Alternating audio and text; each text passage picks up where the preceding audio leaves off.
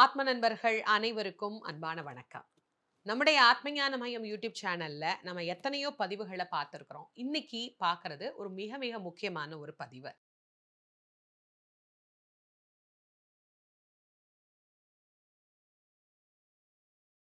வராகி அப்படிங்கிற கடவுளை பத்தி நான் நிறையவே உங்களுக்கு பேசியிருக்கிறேன். இன்னைக்கு தான் நான் வராகியை பத்தி பேசுறேனா அப்படின்னா கிடையாது. என்னுடைய குருநாதர் வள்ளல் வாரியார் சுவாமி அவர்கள், அவரோட என்னுடைய சொற்பொழிவு பயணத்தை நான் துவங்கினது என்னோட 6 வயதுல. அவரோட இணைந்து நான் ஒரு 9 வயது வரைக்கும் சொற்பொழிவுகள் சேர்ந்து செஞ்சேன். அவருக்கு பிறகு அத நான் தனியா செய்ய ஆரம்பிச்சு, இப்ப எனக்கு 40 வயது. இத்தன ஆண்டுகளாக கிராமந்தோறும் நான் போற கோவில்கள்ல, நகரங்கள் தோறும் எங்க போனாலும் இறைவனை பற்றி பேசுவது, இறைவனை பற்றிய சிந்தனைகளை மக்களுக்கு சொல்லுவது அப்படிங்கிறத தான் என்னுடைய முழு நேர பணியாக நான் செய்து கொண்டிருக்கிறேன். அந்த வகையில கிராமந்தோறும் போனீங்கன்னா, அங்க ரொம்ப அழகா சப்த கன்னியர் இருப்பாங்க. அந்த சப்த கன்னியர்ல ஒரு மாதாவாக விளங்கக்கூடியவள் வாராகி. அந்த வாராகிய பத்தி நிறைய ஆண்டுகளாக நான் பேசிக் கொண்டிருக்கிறேன். ஆனால் சமூக வலைத்தளங்கள்ல வாராகியை பற்றி சமீப ஆண்டுகளாக நான் பேச ஆரம்பிச்சேன். எனக்கு முன்னாடியும் சரி, எனக்கு பின்னாடியும் சரி, நிறைய பேரு வாராகிய பத்தி பேசுனாங்க. இப்படி பேசப்பட்டு, பேசப்பட்டு, பேசப்பட்டு இன்னைக்கு வாராகியினுடைய வழிபாடு எல்லாரும் கொண்டாடக்கூடிய ஒரு வழிபாடாக இருக்கு அப்படிங்கிறத நினைக்கும்போது, எனக்கு ரொம்ப சந்தோஷமா இருக்கு. ரொம்ப ரொம்ப மகிழ்ச்சியா இருக்கு. ஆனா, அந்த வாராகி அப்படிங்கிற கடவுள முறையாகத்தான் நாம் வழிபாடு செய்றோமா? இப்ப அது ஒரு கேள்விக்குறியான விஷயமா இருக்கு. ஒரு வழிபாட்டுக்குன்னு ஒரு மரபு இருக்கு. அந்த மரபை வழிபாடுகள் மீறப்படுகிற போது, அதை சரி செய்ய வேண்டியது அப்படிங்கிறது என்னுடைய ஒரு கடமையாக இருக்கு. நான் செய்யக்கூடிய என்னுடைய வேலை அப்படிப்பட்ட ஒரு வேலை. வெறும் பிரசங்கம் பண்றது, சொற்பொழிவு பண்றது மட்டும் கிடையாது. மக்களை முறையாக வழிப்படுத்துதல் அப்படிங்கிறது ஒரு கடமை. என்னுடைய குருநாதர் வள்ளல் வாரியார் சுவாமி அவர்கள் தன்னுடைய காலத்துல இது மாதிரி செய்யப்பட்ட சில தவறான வழிபாடுகள மாத்தி, சரியான வழிக்கு கொண்டு வந்தார். அவருடைய பாதைய பின்பற்றி தான் இன்னைக்கு இந்த பதிவ உங்களோட நான் பகிர்ந்து கொள்கின்றேன். வாராகி அப்படிங்கிற கடவுள நாம எப்படி கும்பிடணும்னா, வாராகியாவை தான் கும்பிடணும். இன்னைக்கு மக்கள் வாராகிய வழிபடணும் அப்படின்னு என்ன பண்றாங்க? தேட ஆரம்பிக்கிறாங்க. போற இடத்துல எல்லாம் வாராகி தெரியுதா? தெரியுதா? தெரியுதா? அப்படின்னு பார்த்தா, ஒரு சிலைய பார்த்த உடனே, அது வாராகி அப்படின்னு முடிவு பண்ணி, அந்த சிலைய வாராகியாக மாத்தி அவங்க கொண்டாட ஆரம்பிக்கிறாங்க. இது முறையா? இது சரியா? அப்படின்னா, அதுக்கு பதில நீங்க தான் சொல்லணும். இல்ல அப்படிங்கிறது எல்லாருக்கும் தெரிஞ்ச பதில் தானே. வாராகி அப்படிங்கிற கடவுள் எங்காவது ஒரு இடத்துல தான் கோவில்ல ஒரு ரூபமாக நம்ம பார்க்க முடியும். ஆனா, வேற ஏதாவது ஒரு வடிவத்த பார்த்துட்டு, ஒரு பன்றி முகத்த பார்த்துட்டு, இதுதான் வாராகி அப்படின்னு எப்படி எடுத்துக்க முடியும்? சமீபத்துல அப்படி ஒரு செய்தி தான் என்னுடைய காதுக்கு வந்தது. உலகம் முழுக்க என்னுடைய மாணவர்கள் இருக்கிறாங்க. அதுல அரவிந்த் குமார் அப்படிங்கிற ஒரு மாணவர் திருப்பரங்குன்றத்துக்கு முருகன கும்புறதுக்கு போயிருக்கிறார். அங்க போன உடனே திருவாச்சி மண்டபம் அப்படின்னு ஒரு மண்டபம் இருக்கு. அங்க நிறைய சிற்பங்கள் இருக்கும். போனவங்களுக்கு தெரியும். அந்த சிற்பங்கள்ல ஒன்று சிவபெருமான் செய்த 64 திருவிளையாடல்கள்ல ஒரு திருவிளையாடலாக பன்றிக் குட்டிகளுக்கு முலைப்பால் கொடுத்த திருவிளையாடல். இந்த திருவிளையாடல பத்தி நான் என்னுடைய திருவிளையாடல் புராணத்திலேயே நான் பதிவு குடுத்திருக்கிறேன். இந்த கதைய முழுசா தெரிஞ்சுக்கணும்னு நினைக்கிறவங்க, போய் அந்த பதிவுல பார்த்து தெரிஞ்சுக்கோங்க. நான் இங்க நேரத்த வீணடிக்க கூடாதேங்கிறதுக்காக நான் ரொம்ப எளிமையா அத சொல்றேன். தாய் பன்றி இறந்து போக, அதனுடைய குட்டி பன்றிகளுக்கு பால் குடுக்கறதுக்காக, சிவபெருமானே ஒரு பன்றி ரூபமாக வந்து முலைப்பால் கொடுத்தார். இதுதான் அந்த கத. இத அங்க ஒரு சிற்பமாக வடிச்சு வச்சிருக்கிறாங்க. சிவபெருமானுக்கு பன்றி முகம். அந்த சிவபெருமான் கையில மான் மழு இருக்கு. பன்றி குட்டிகள் தாய்ப்பால் குடிக்குது அந்த தாய் பன்றிகிட்ட. இப்படி ஒரு காட்சி பல ஆண்டுகளாக அங்க இருக்கு. இந்த பன்றி முகத்த பார்த்த உடனே, இப்ப அத சில பேர் என்ன பண்ணிட்டாங்க, அதுக்கு முழுக்க மஞ்சள தடவி, அதுக்கு ஒரு பாவாடைய கட்டி, அதுக்கு ஒரு மஞ்ச மாலையும் போட்டு, அத வாராகின்னு முடிவு பண்ணி, அத வாராகியா கும்பிட ஆரம்பிச்சுட்டாங்க. சிவபெருமான எப்படிங்க வாராகியா கும்பிடலாம்? கொஞ்சம் நீங்க யோசிச்சு பாருங்க. இது சரியா? இது நியாயமா? சிவபெருமான் யார்? எப்பேர்ப்பட்ட கடவுள்.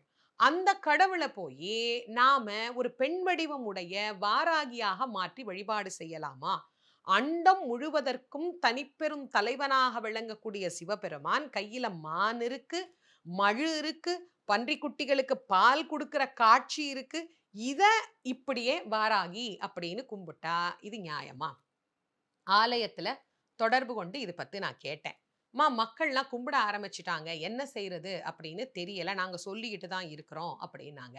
அங்க இருக்கக்கூடிய வேத பாடசாலை நடத்தக்கூடிய திரு ராஜா பட்டர் அவர்களையும் தொடர்பு கொண்டு நான் பேசினேன். ஆமாம்மா இது தவறுதான். இத மாத்தணும்னு நாங்க நெனைக்கிறோம். என்ன பண்ணலாம்? அப்படின்னு ஐயாவும் கேட்டாங்க. நான் சொன்னேன், இந்த வரலாற்ற நான் எழுதி அனுப்புறேன். அத அங்க ஒரு போர்டா வைப்போம். இந்த வரலாறு இப்படி இல்ல. இது சிவபெருமான் தான் அப்படின்னு நான் அதற்கு ஒரு பதிவும் நான் குடுக்குறேன். என்னோட யூடியூப் சேனல்ல மக்கள் அத பார்த்து, அத அப்படியே கொஞ்சம் கொஞ்சமா மாத்திருவாங்க அப்படிங்கிற முயற்சியில ஈடுபட்டு, இப்ப இப்படி இருந்த அந்த சிலைய இந்த மாரி இப்போ மாத்தியிருக்கிறோம். இதுக்கு அங்க ஒரு போர்டும் வச்சிருக்கிறோம்.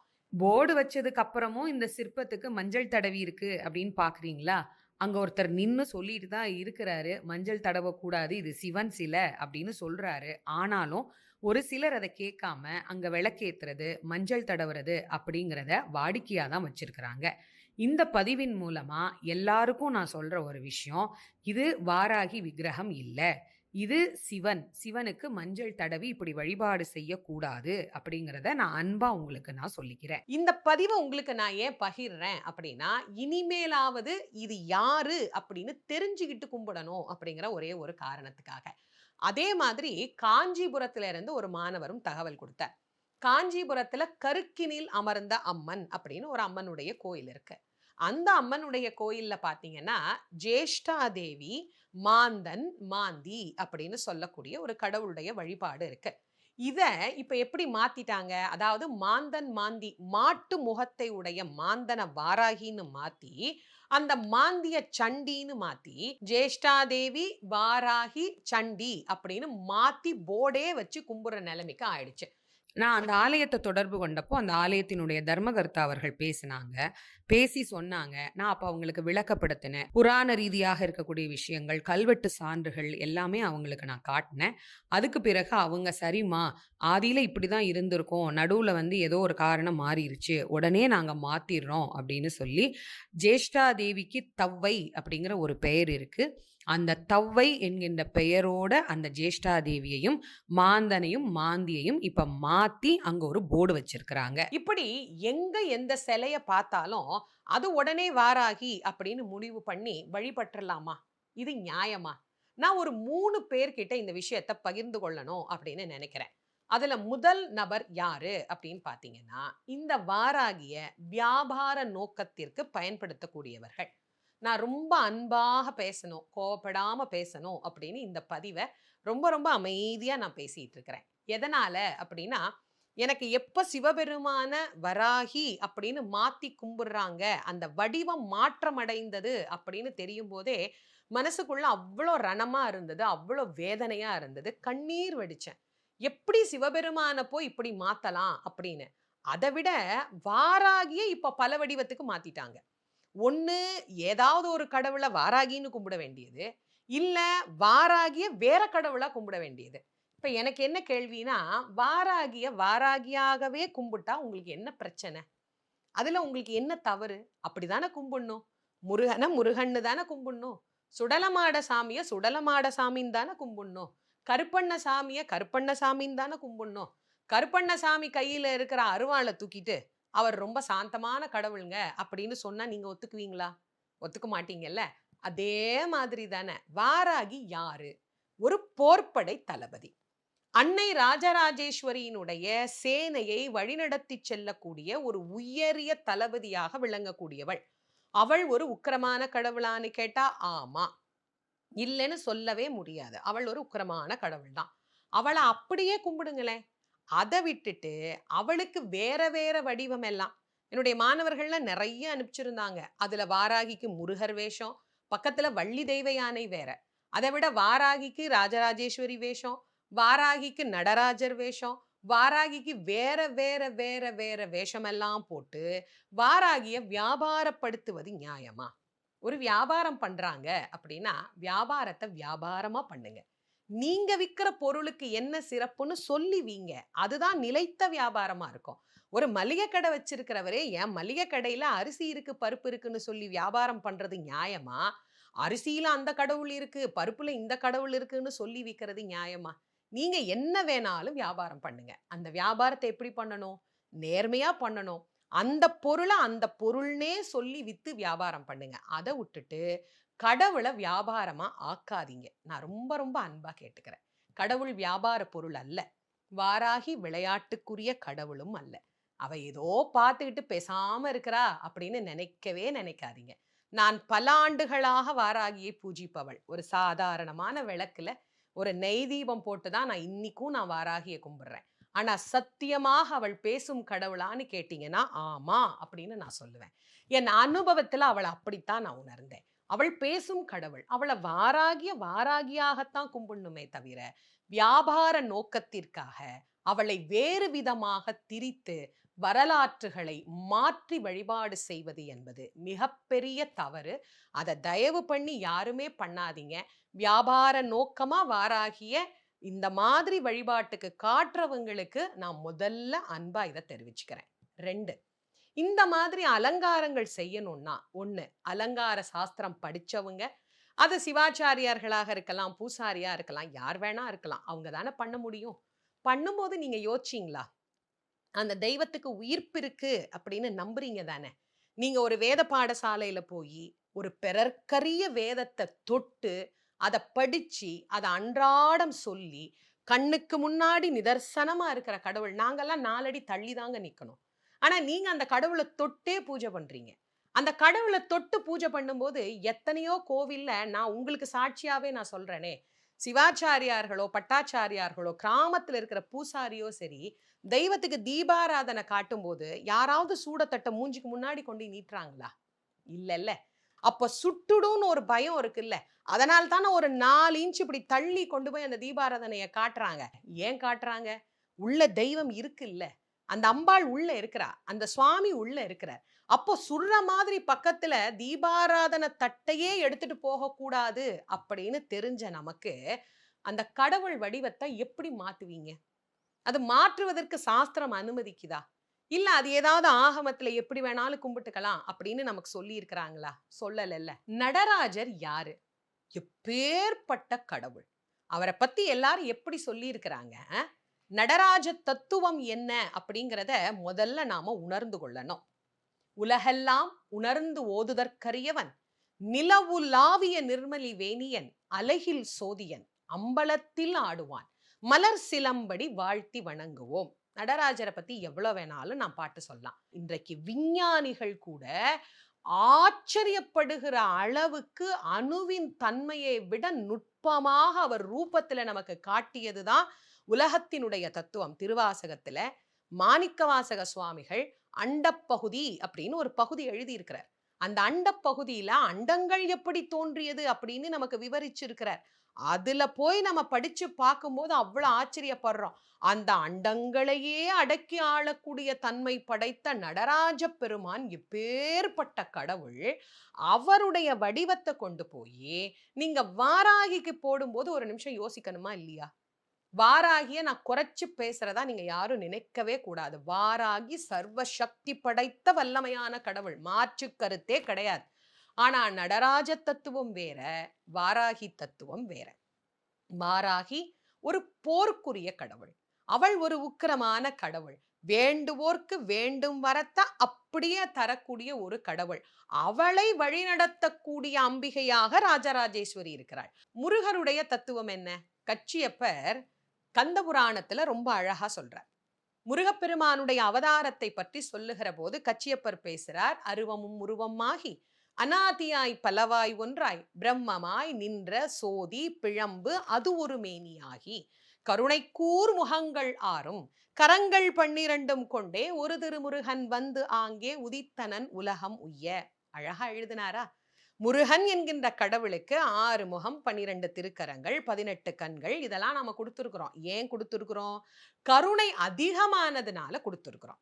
கருணை கூர்னா அதிகமான அப்படின்னு அர்த்தம். எந்தெந்த கடவுளுக்கு என்ன கருணையோ அந்த கருணையின் அடிப்படையில் தான் உருவம் வந்தது. இத சாஸ்திரமும் சொல்லுது, வேதமும் சொல்லுது, புராணமும் சொல்லுது, இதிகாசமும் சொல்லுது. இதெல்லாம் படிச்சுட்டு இப்படி மாறி மாதிரி இந்த அலங்காரத்தை செய்யலாமா அப்படிங்கிறத நீங்களே உங்க மனசாட்சி கிட்ட கேட்டு பாருங்க. ஒரு கடவுளை அந்த கடவுளாவே அலங்காரம் பண்ணி காட்டுங்களேன். என்ன தப்பு? உங்க அலங்காரம் சிறப்பா இருக்கு. அத அந்த கடவுளாகத்தான் நீங்க காட்டணும். வராகியாகவே காட்டுங்களேன். இப்போ உதாரணத்துக்கு நான் ஒண்ணு சொல்றேன். தஞ்சாவூர்ல நீண்ட காலமாக வராகியினுடைய வழிபாடு நடக்குது. ஆஷாட நவராத்திரி பிரபலமான நவராத்திரியா அங்க கொண்டாடப்படுது. அங்க வாராகிக்கு என்ன அலங்காரம் பண்றாங்க? சந்தன காப்பு அலங்காரம், குங்கும அலங்காரம், தேங்காய் பூ அலங்காரம், பலகாரங்கள்ல அலங்காரம், பழங்கள்ல அலங்காரம். இப்படி தானங்க நடக்குது. என்னைக்காவது அந்த கோவில்ல வாராகிக்கு முருகர் வேஷம், நடராஜர் வேஷம், பத்ரகாளி வேஷம் இதெல்லாம் ஏதாவது போட்டு நம்ம பார்த்துருக்கிறோமா? பார்த்தது இல்லல்ல. அப்போ இதெல்லாம் செய்யலாம் அப்படின்னு இருந்தா, என்னைக்கோ நம்ம பெரியவங்க இதெல்லாம் செஞ்சு காட்டியிருப்பாங்கல்ல. இதெல்லாம் செய்யக்கூடாதுல்ல. உயிர்ப்புடைய ஒரு கடவுளுங்க. பேசும் தெய்வம். உட்கார்ந்திருக்கிற கடவுள நிக்க வைக்கிறது, நிக்கிற கடவுள படுக்க வைக்கிறது, படுத்திருக்கிற கடவுள ஓட வைக்கிறது. இப்படி எத வேணாலும் நாம செய்யலாம்னா, உள்ள இருக்கிறது கடவுளா? இல்ல அது சிலையா? சிலைன்னு நெனைச்சா எப்படி வேணாலும் அலங்காரம் பண்ணலாம். கடவுள்னு நெனைச்சா இப்படிதான் அலங்காரம் பண்ணணும் அப்படின்னு ஒரு நியதி நீங்களே படிச்சிருக்கிறீங்க. யாராவது இப்படி செய்யுங்கன்னு சொன்னா கூட, படிச்ச நீங்க என்ன பண்ணணும்? இப்படி செய்யக்கூடாது அப்படின்னு அவர்களுக்கு தெளிவுபடுத்தணும். அதனால இந்த மாரி அலங்காரம் செய்றதுக்கு முன்னாடி, அது சரியா? அப்படின்னு நீங்க யோசிச்சுக்கோங்க. 2வது உங்களுக்கு சொல்லிட்டேன். 3வது மக்களுக்கு. மக்கள நினைக்கும்போது எனக்கு சில நேரம் மனசுக்கு ரொம்ப கவலையா இருக்கு. ரொம்ப வருத்தமா இருக்கு. ஒரு காலத்துல எப்படி இருந்த நம்முடைய பக்தி, இன்னைக்கு எப்படி மாறி போச்சு. நமக்கு எத தின்னா பித்தம் தெளியும்னு தெரிய மாட்டேங்குது. இங்க போங்க இத செய்யுங்க சரியாயிடும். அங்க போங்க அத செய்யுங்க சரியாயிடும். அங்க போங்க அத பண்ணுங்க சரியாயிடும். இப்படி ஓடிக்கிட்டே இருக்கிறோமே, என்னைக்கு நிலையா நின்னு ஒரு கடவுள கும்பிட போறோம்? நமக்கு இருக்கிற பிரச்சனை போகணும் அப்படிங்கிறதுக்காக, புதுசு புதுசா ஒண்ணொண்ணா இவங்க சொன்னாங்க, அவங்க சொன்னாங்க, அவங்க சொன்னாங்க அப்படின்னு ஓடிட்டு இருக்கிறதெல்லாம் விட்டுருங்க. வாராகிய கும்பிடணும்னு விருப்பமா இருக்குதா? சிலை இருக்கா? கும்பிடுங்க. சிலை இல்லையா? ஒரு விளக்க ஏத்தி வச்சு, அதுதான் வாராகின்னு கும்பிடுங்க. கண்டிப்பா உங்களுடைய வார்த்தைய அவ கண்டிப்பா ஏத்துக்குவா. அவ கேட்பா. அவ உங்களுக்கு கருணை காட்டுவா. வாராகிய எங்க போய் கும்பிடலாம்? இங்க போலாமா? அங்க போலாமா? அப்படின்னு நீங்க தேடுறத சிலர் என்ன எடுத்துக்கிறாங்க, அவங்களுக்கு சாதகமா எடுத்துக்கிட்டு, ஒரு வாராகிய கொண்டு வந்து அங்க வச்சுட்டா, மக்கள் படையாக திரண்டு வந்து அங்க கும்பிடுவாங்க. அப்படிங்கிற ஒரு நம்பிக்கை இப்போ நெறைய பேருக்கு வளர ஆரம்பிச்சிருச்சு. அதனால தான் புதுசு புதுசா வாராகிக்கு கோயில் கட்டுறது, புதுசு புதுசா வேற கோவில்ல கொண்டு போய் வாராகி சிலைய வைக்கிறது அப்படிங்கிற ஒரு முறைய இப்ப பலரும் வியாபார நோக்கமா ஆரம்பிச்சுட்டாங்க. நாம இத ஆதரிக்காம விட்டுட்டோம் அப்படின்னு சொன்னா, கண்டிப்பாக இது வளராது. இத நான் எதற்காக உங்களுக்கு சொல்றேன் அப்படின்னா, 2 விஷயம் இருக்குங்க. 1 வழிபாடுகள் எப்போதெல்லாம் தவறாக போகின்றதோ, அப்போது அதை சரி செய்ய வேண்டும் என்பது ஆன்மீகத்தை சார்ந்து வாழக்கூடியவர்களுக்கு ஒரு நியதி. இதுக்கு நான் ஆதிசங்கரர் காலத்திலிருந்து என் குருநாதர் காலம் வரைக்கும் உங்களுக்கு பதில் சொல்லலாம். ஆதிசங்கரர் எங்கெல்லாம் வழிபாடுகள் திரித்து வழிபடப்பட்டதோ, கால்நடையாக நடந்தே போய் அதெல்லாம் தவறுன்னு சொல்லி, உக்கிரமா இருந்த அம்பாளையெல்லாம் சாந்தப்படுத்துவதற்காக, அங்க ஸ்ரீசக்கரம் பிரதிஷ்டை பண்ணி, காஷ்மீர்ல இருந்து கன்னியாகுமரி வரைக்கும் அவர் செய்த பணிகள் நம்ம படிச்சிருக்கிறோம், தெரிஞ்சிருக்கிறோம். என்னுடைய குருநாதர் வள்ளல் வாரியார் சுவாமி அவர்களும் எவ்வளவோ திருப்பணிகள், முறையான வழிபாடு அப்படிங்கிறத நீங்க பார்க்கிற காலத்திலேயே செய்தார். இவர்களையெல்லாம் அடியொற்றி வாழக்கூடியவள் தான் இந்த சிறியேன். நான் போய் இப்போ ஊர் ஊரா பேசிட்டு இருக்கிறேன். இன்னைக்கு மக்கள் கிட்ட வேகமா பரவக்கூடியது இந்த சோசியல் மீடியா தான். அதனால தான் இந்த செய்திய நான் சமூக வலைத்தளத்துல உங்க முன்னாடி நான் வைக்கிறேன். இத நீங்க மக்களுக்கு சொல்லுங்க. சரியா கும்பிட்டீங்கன்னா, அது நமக்கும் நல்லது, உலகத்துக்கும் நல்லது. வழிபாடுகள் தவறாக மாற்றப்படுகிற போது, உலகத்துக்கும் நல்லதல்ல, நமக்கும் நல்லதல்ல. அத முதல்ல ஞாபகம் வச்சுக்கோங்க. ஏன்னா, உலகத்துல பல மாற்றங்களை நம்ம சந்திச்சிட்டு இருக்கிறோம். ஏன் கொரோனா வந்தது? பதில் இல்ல. இன்றைக்கு ஒரு மழை அப்படிங்கிற ஒரு சாதாரணமா மழைன்னு சொல்றோம். ஆனா, அது அதிக மழையாகி, அதிக வெள்ளமாகி, ஒரு நாட்டையே பாதித்து பல 100 மக்கள் அதுல இறந்து போயி, இருந்த கிராமம் காணாம போயிடுச்சு அப்படின்னு பார்க்கிறோம். திடீர்னு நாடுகளுக்குள்ள சண்டை, நாடுகளுக்குள்ள கலவரம், நாடுகளுக்குள்ள பிரச்சனை, புதுசு புதுசா வியாதி, புதுசு புதுசா இதெல்லாம் நம்ம அனுபவிக்கிறோம். அப்போ கலி உலகத்துல நாம் அழிவுப் பாதையை நோக்கி போய்விடக் கூடாது. ஆக்கமாக நம்முடைய பக்தியை உறுதியாக நாம நிலை எடுத்துச் செல்லணும் அப்படிங்கிற ஒரு சிறிய முயற்சி தான் இந்த பதிவு. இந்த பதிவு யாருடைய மனதையும் புண்படுத்துவதற்காக நான் சொல்லல. இந்த 3 வகையா நான் பிரிச்சு சொன்னதற்கு காரணம் என்னன்னா, அவரவர்கள் அவங்கவங்க தகுதியிலிருந்து இறங்கிரக்கூடாது. அவங்கவங்க தகுதியில நாம நிலையா நிலைத்து நிற்கணும். அத நீங்க நல்லா ஞாபகம் வச்சுக்கோங்க. சில WhatsApp செய்திகள்லாம் நம்ம படிக்கிறோம். இத நீங்க 10 பேருக்காவது ஷேர் பண்ணுங்க. அப்போ உங்களுக்கு நல்ல பலன் கிடைக்கும். நான் அப்படி சொல்லல. உங்க தெரிஞ்ச எல்லாருக்கும் இந்த பதிவை ஷேர் பண்ணுங்க. தப்பா ஒரு கடவுள வழிபாடு பண்றது, காலத்துல அது பதிவு செய்யப்பட்டு விட்டால், வரலாறுகளில் பின்னாடி அது மாற்ற முடியாமலேயே போய்விடும். ஆக, அந்தந்த கடவுள அந்தந்த கடவுளாகவே கும்பிடணும் அப்படிங்கிற தெளிவு எல்லாருக்கும் இருக்கணும் அப்படிங்கிறதுக்காக தான், உங்களுக்கு தெரிஞ்ச எல்லாருக்கும் இந்த செய்திகள அனுப்புங்க. இத கேட்கிற எல்லாரும் நீங்களே ஒரு நிமிஷம் கண்ண மூடி இதெல்லாம் நியாயமான்னு யோசிச்சு பாருங்க. நியாயம் இல்ல அப்படின்னு தெரிஞ்சுச்சுன்னா, நீங்க நான் சொன்ன மாதிரி அந்தந்த கடவுள அந்தந்த கடவுளாகவே கும்பிடுங்க. வாராகி, வாராகியாகவே இருந்து எல்லாருக்கும் அனுக்கிரகம் செய்வாள் அப்படிங்கிறத உங்கள் அனைவருக்கும் மிகுந்த அன்போடு அறிய தந்து, உங்கள் அனைவருக்கும் நன்றியும் வணக்கமும் கூறி விடைபெறுவது திருமுருகவள்ளல் வாரியார் சுவாமிகளின் மாணவி தேசமங்கையர்க்கரசி. நன்றி, வணக்கம்.